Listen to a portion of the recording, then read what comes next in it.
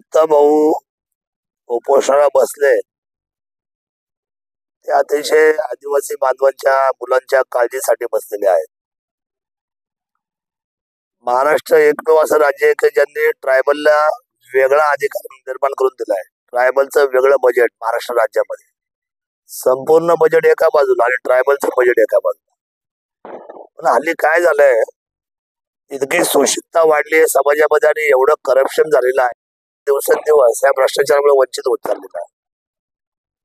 गोरेगाव प्रकल्प अधिकाऱ्यांच्या वागण्यापासून तर त्यांच्या कामावर नेहमी बोट ठेवण्यात आलं.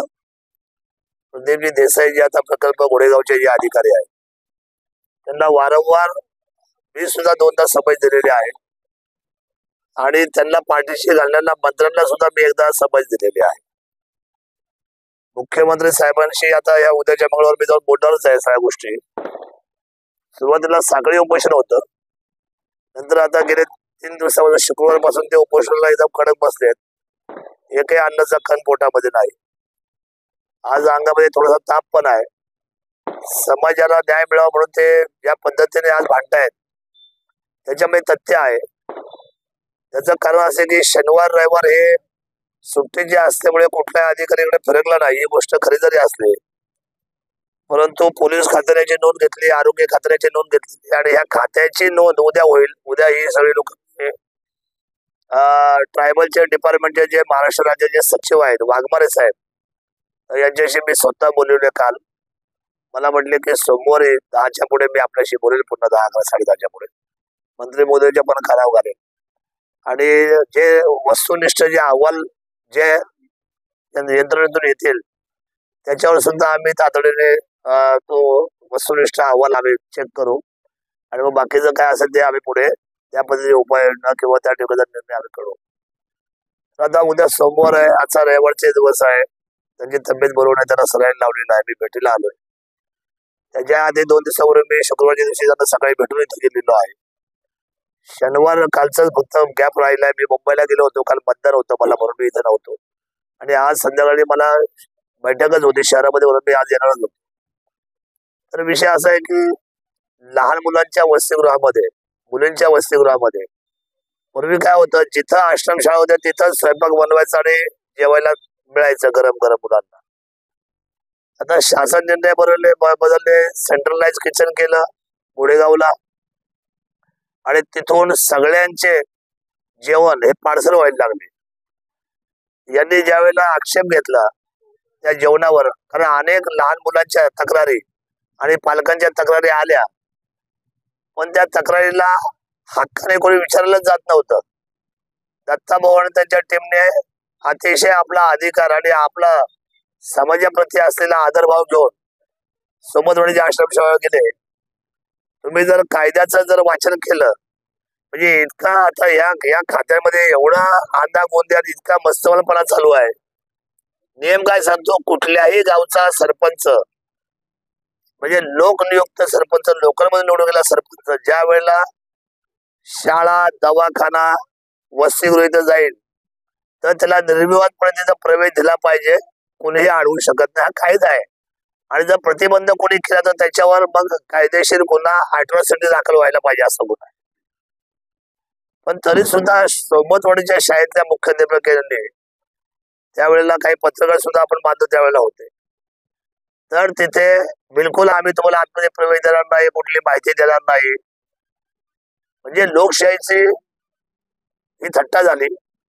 लोकशाही पायदळी तोडवली गेली. त्यामुळे माझ्या माहितीप्रमाणे ही घटना गंभीर आहे.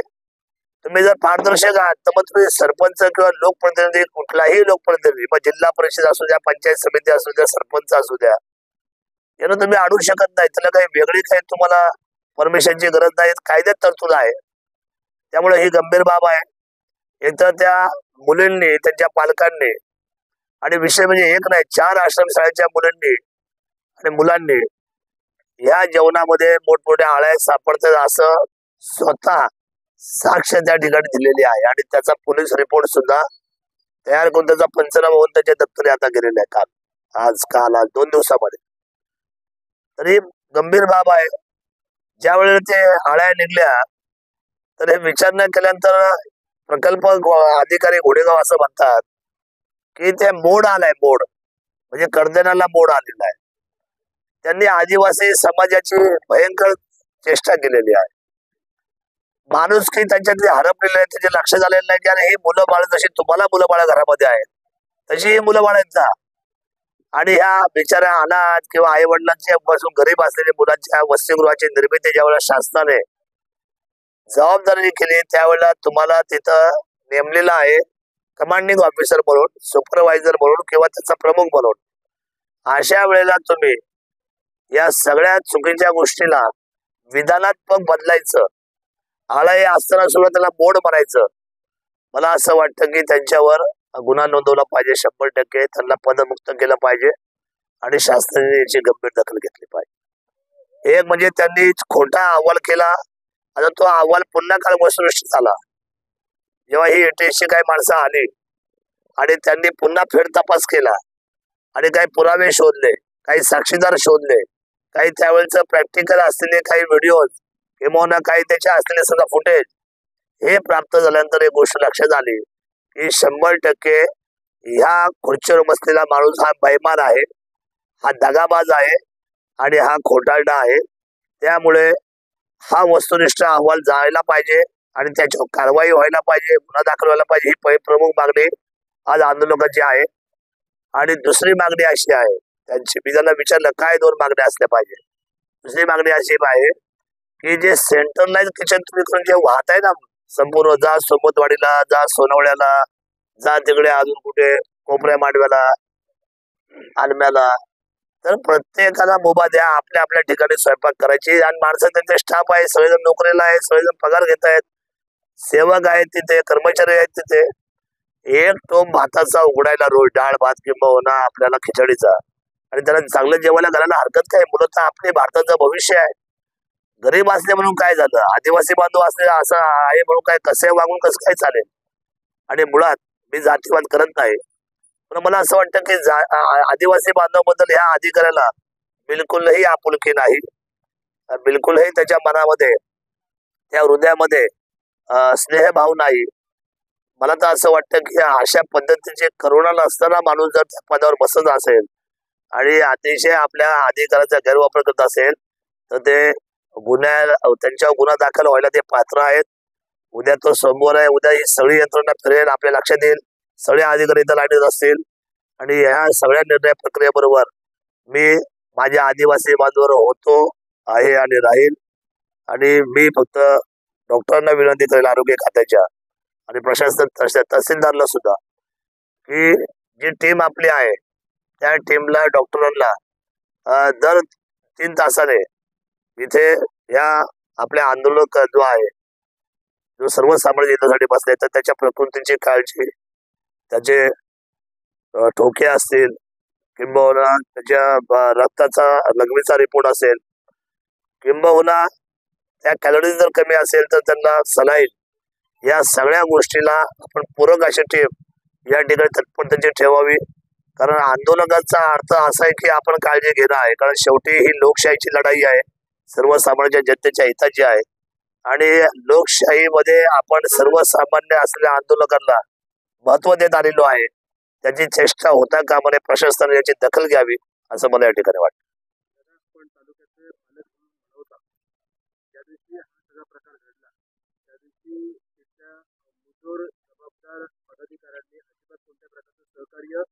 संबंधित दत्ता गवारी आणि पत्रकार यांना कोणालाही केलेला नाही. त्यानंतरही त्या ठिकाणी त्याची मजुरी चालू होती. एकंदरीत सांगण्याचं तात्पर्य असं आहे की कोणत्याही प्रकारे प्रशासन त्या ठिकाणी दाद देत नाहीये. इथनं पुढच्या कालखंडामध्ये आपली भूमिका याबाबत कशी असेल? आता माझी भूमिका अख्ख्या महाराष्ट्राला माहिती आहे की मी नेहमी जनतेचा विचार करूनच माझ्या भूमिकेला पात्र राहिलेलो आहे. बघा, मुखवटे घेऊन लोक, मला पण फार त्रास होतो की मुखवट्यांचे चेहरे मी खूप पाहतो माझ्या आयुष्यामध्ये. म्हणजे लोकांमध्ये प्रेम नसतं, प्रशासन सुद्धा हाताशी घालायचं, कसे वागायचं, या सगळ्या गोष्टीचा त्रास मला 5 वर्षाच्या गॅपमुळे झाला. आता मी या सगळ्या गोष्टी पुन्हा एकदा पूर्वीच्या सारख्या रुळो आणतोय. मी माझ्या पहिले ज्या वेळेला बैठक झाली, आता काही लोकांनी गमतीने समजा व्हायरल केलं असेल, काही राजकारण म्हणून केलं असेल, कोणी आपल्या स्वतःची आपली आयडेंटिटी काय हे म्हणून केली असेल, पण माझं एक अभिवचन असतं, मी जे बोललो एकदा ते बोललो, त्याच्यापासून मी कधी मागे जात नाही.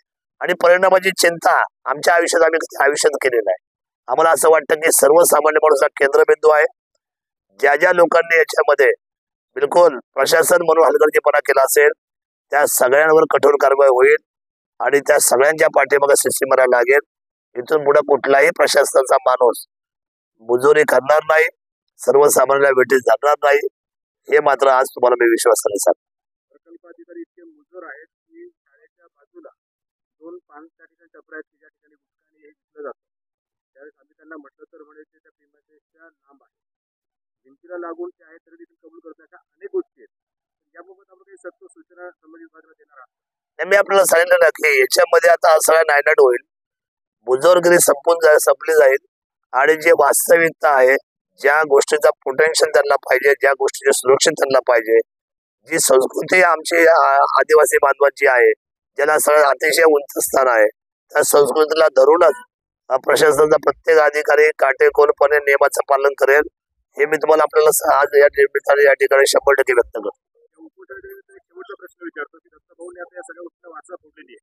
एकंदर आज आम्ही ज्यावेळेस शाळेमध्ये परत गेलो होतो, काही पंचनामे या गोष्टी काढण्यात आम्ही 17 तारखेला गेलो होतो, तर शाळेमध्ये प्रचंड अस्वच्छता आहे, दुरावस्था आहे, हे प्राथमिक स्वरूपामध्ये आहेत. परंतु असणाऱ्या ज्या 6-7 आशंका आहेत या शाळांपैकी आपण कुठे भेट देऊन त्यामुळे काही पुढचं पाऊल उचलणार आहात?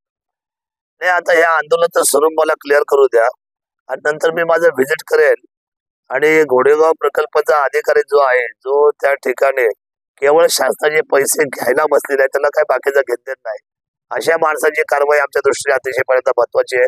मुलांना जेवण महत्वाचं, ते झालं नाही झालं की मला असं वाटतं की एक स्पेशल राऊंड केवळ वसतिगृहांसाठी मारणं हे माझी जबाबदारी आहे. मी तर पालकत्व घेतलेलं आहे, मला जनतेने सर्वसामान्य जनतेच्या विश्वासात निवडून दिलेले, तो माझा अधिकार आहे.